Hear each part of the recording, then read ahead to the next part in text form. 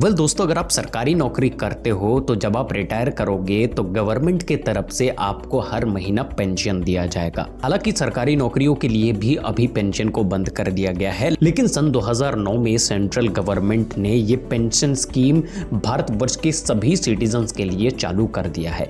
यानी कि आप चाहे गवर्नमेंट नौकरी में हो, चाहे सेल्फ एम्प्लॉयड हो, चाहे कहीं पर दुकान पर काम करते हो, प्राइवेट पर काम करते हो, आप अपने 60 साल की उम्र के बाद पेंशन ले सकते हो। इस स्कीम को कहा गया है एनपीएस यानी कि नेशनल पेंशन स्कीम।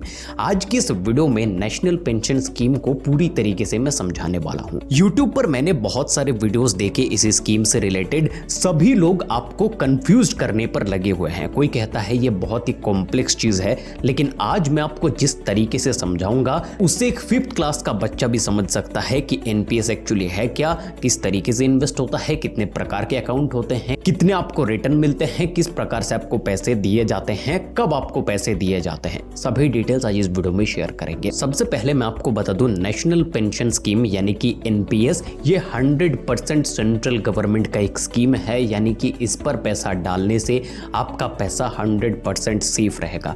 लेकिन यहां पर पैसा डालने से आपको बेहतरीन रिटर्न भी मिल सकता है, क्योंकि ये पैसा डायरेक्टली मार्केट पर इन्वेस्ट होता है। उस पर हम आगे आते हैं। सबसे पहले एनपीएस को समझ लेते हैं, एनपीएस काम कैसे करता है। तो देखिए, नेशनल पेंशन स्कीम में इन्वेस्ट करने के लिए आपका मिनिमम उम्र 18 साल होना चाहिए और मैक्सिमम 70 साल तक आप इस पर इन्वेस्ट कर सकते हो। तो एक एग्जांपल लेते हैं, अगर आपका उम्र 20 साल है तो 20 साल उम्र से आप हर महीना 500 रुपए करके एनपीएस में जमा करते हो और अगले 40 साल तक इसको जमा करते हो। तो 40 साल के बाद जब आपका उम्र 60 हो जाएगा, 20 साल की उम्र से आपने शुरू किया, अगले 40 साल तक जब उम्र 60 हो जाएगा तब तक एक बहुत मोटा अमाउंट का पैसा आप वहां पर जमा कर चुके होंगे। उसके ऊपर एनपीएस स्कीम का जो इंटरेस्ट है वो कैलकुलेट होगा। तो आपका कैपिटल प्लस इंटरेस्ट, एक बहुत मोटा अमाउंट का पैसा तब तक आपके एनपीएस अकाउंट पर जमा हो चुके होंगे। उसी मोटे अमाउंट के पैसे से 60 साल के बाद से आपको थोड़ा थोड़ा करके महीना भर में पैसा दिया जाएगा पेंशन के रूप पर, और एनपीएस इसी तरीके से काम करता है। ये एक बेसिक कॉन्सेप्ट है एनपीएस का। पैसा कैसे मिलता है वो आगे चल करके मैं आपको बताऊंगा। 60-40 स्प्लिट रेशियो पर आपको पैसा मिलता है, उसका डिटेलिंग आगे देता हूं। लेकिन उससे पहले ये जानना जरूरी है कि एनपीएस स्कीम में अगर आप इन्वेस्ट करना चाहते हो तो एनपीएस में 2 प्रकार के अकाउंट होते हैं, टीयर 1 एंड टीयर 2। इसको लेकर के बड़ा कंफ्यूजन चल रहा है यूट्यूब पर और मार्केट पर। मैं आपको क्लियर और सिंपल भाषा में कह दूं कि जब आप एनपीएस में अकाउंट ओपन करने के लिए जाएंगे तो सबसे पहले आपका टीयर 1 पर ही अकाउंट क्रिएट होगा। टीयर 1 एक कंपलसरी अकाउंट है, ये क्रिएट आपको करना ही पड़ेगा। पहली बार जब आप एनपीएस में इन्वेस्ट करने के लिए जाओगे तो टीयर 1 अकाउंट ही क्रिएट होगा। उसके बाद टीयर 2 अकाउंट आप चाहो तो बना सकते हो, ना चाहो तो ना भी बना सकते हो। अब टीयर 1 और टीयर 2 अकाउंट के भीतर डिफरेंस क्या है वो समझ लेते हैं। सिंपल भाषा में अगर कहे तो रिटायरमेंट प्लानिंग का जो अकाउंट है वो टीयर 1 अकाउंट होता है। टीयर 1 अकाउंट वो होते हैं जहां पर आप 500 रुपए डालो, 1000, 2000, 5000, 50,000 कुछ भी पैसा डालो, वहां से आप पैसे को बाहर नहीं निकाल सकते जब तक आपका मैच्योरिटी टाइम ना आ जाए। मैच्योरिटी टाइम क्या है? वो है मिनिमम 60 साल। आप अगर 30 साल की उम्र से इन्वेस्ट करते हो, 20 साल की उम्र से इन्वेस्ट करते हो, 25, 35, कभी भी इन्वेस्ट करना शुरू करते हो, उससे फर्क नहीं पड़ता है। जब आपका उम्र 60 साल हो जाएगा उसके बाद ही टीयर 1 अकाउंट से आप पैसे को विड्रॉ कर सकते हो। हालांकि बीच में भी बाहर निकाला जा सकता है, लेकिन उसके लिए कई सारे टर्म्स एंड कंडीशंस है। लेकिन मोटा मोटा आप समझ लीजिए, टीयर 1 अकाउंट में सरकार के घर पर आपका पैसा लॉक्ड पोजीशन पर रहेगा जब तक आप रिटायर ना हो जाओ। अब ये जो टीयर 2 अकाउंट है इसको आप डायरेक्टली नहीं खोल सकते। सबसे पहले आपको टीयर 1 अकाउंट खोलना पड़ेगा और उसके बाद जाकर के आप टीयर 2 अकाउंट खोल सकते हो। टीयर 2 अकाउंट आपके पर्सनल अकाउंट की तरह होता है, जहां पर आप जब मर्जी पैसा इन्वेस्ट करते हो, जब मर्जी पैसा बाहर निकाल सकते हो। यहां पर किसी भी प्रकार का बाउंडेशन नहीं है। आप इस अकाउंट को पर्सनल अकाउंट की तरह ट्रीट कर सकते हो। अब क्योंकि इस वीडियो पर हम रिटायरमेंट स्कीम के बारे में बात कर रहे हैं तो हम टीयर 1 अकाउंट के बारे में बात करेंगे। अब टीयर 1 अकाउंट को लेकर के और इस इन्वेस्टमेंट को लेकर के कई सारे कंफ्यूजन भी आते हैं। कंफ्यूजन नंबर 1 कि मान लीजिए आप 30 साल की उम्र में इन्वेस्ट करना शुरू करते हो या फिर 20 साल के कभी भी शुरू करते हो, लेकिन 60 साल उम्र होने से पहले ही आपकी मौत हो जाती है। मौत एक अनफॉर्चुनेट इंसिडेंट है, किसी के साथ में भी कभी भी हो सकता है। अगर ये हो जाता है तो एनपीएस के टियर 1 अकाउंट में आपको 3 नॉमिनी रखने का ऑप्शन दिया जाता है। इनफैक्ट यहां पर आप परसेंटेज को भी डिवाइड कर सकते हो। आप ये डिसाइड कर सकते हो कि मैं पहले नॉमिनी को 50% दूंगा, दूसरे नॉमिनी को 30% दूंगा और तीसरे नॉमिनी को 20% दूंगा।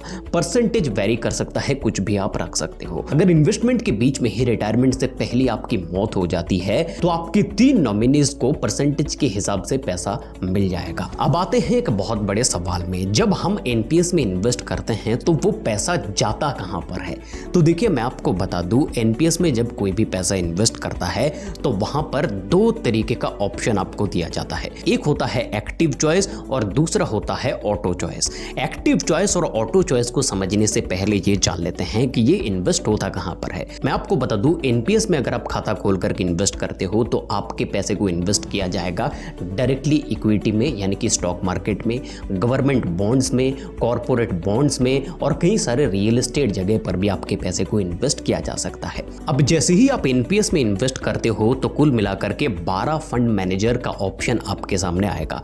जैसे म्यूचुअल फंड में इन्वेस्ट करते वक्त आपके पैसे को मैनेज करता है एक फंड मैनेजर, आपके पैसे को इन्वेस्ट करता है एक फंड मैनेजर, उसी प्रकार से एनपीएस पर भी ये 12 फंड मैनेजर होते हैं जो आपके पैसे को इन्वेस्ट करता है।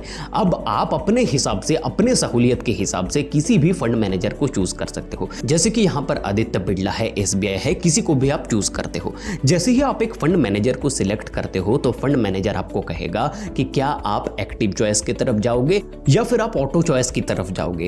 एक्टिव चॉइस का मतलब यह है कि आप ये कहते हो कि मैं इतना पैसा डाल रहा हूं, मान लीजिए मैं 100 रुपए डाल रहा हूं, तो आप मेरे पैसे को कहां पर इन्वेस्ट करोगे ये मैं डिसाइड करूंगा। ये हो गया एक्टिव चॉइस, यानी कि मेरे 100 रुपए को मैं ये कह सकता हूं कि 75% आप इक्विटी पर डालो, 20% आप कॉर्पोरेट में डालो, 15% आप गवर्नमेंट में डालो। ये मेरे पास में चॉइस है, मैं परसेंटेज को डिसाइड कर सकता हूं कि मेरे पैसे को कहां पर डालना है, इसीलिए इसे एक्टिव चॉइस कहा जाता है। यहां पर मैं अपने पैसों का मैक्सिमम 75% इक्विटी पर इन्वेस्ट करने के लिए कह सकता हूं।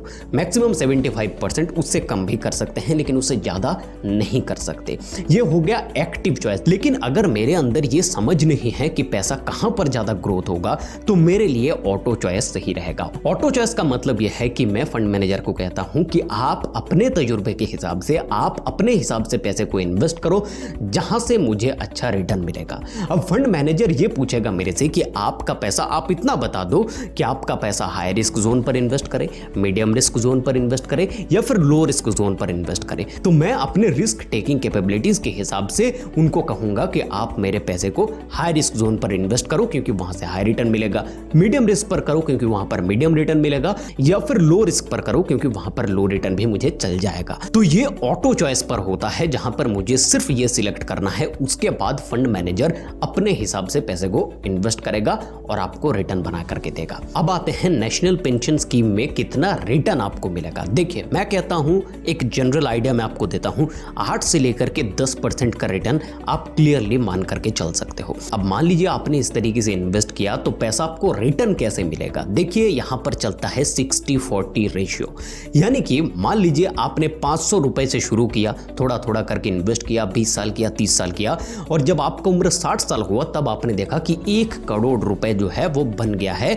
नेशनल पेंशन स्कीम में। अब अगर आप चाहो तो 100% में से, यानी कि 1 करोड़ में से 60% यानी कि 60 लाख रुपए आपको at a time in hand दे दिया जाएगा, और बाकी के जो 40 लाख रुपए है वो थोड़ा थोड़ा करके पेंशन के तौर पर आपको दिया जाएगा। ये जो 60 लाख रुपए आपको एट ए टाइम मिलेगा ये टोटली टैक्स फ्री मनी रहेगा, इसके ऊपर किसी भी प्रकार का टैक्स आपको नहीं देना है।